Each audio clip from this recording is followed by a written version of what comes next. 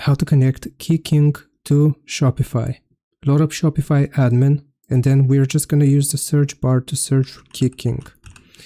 Okay, so this is going to make the app pop up, print on demand, and you just want to click on it to open up a new window.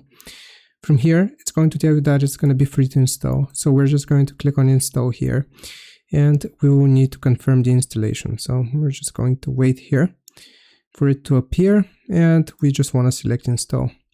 Once you have installed the app, then it's going to open it up directly here. Okay, so we're just going to wait for this to load.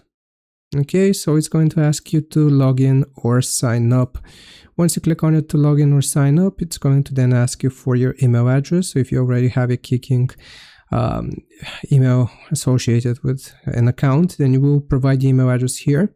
It's going to send you a one-time password, which you can use to sign in, and then you will have successfully connected it to your Shopify store.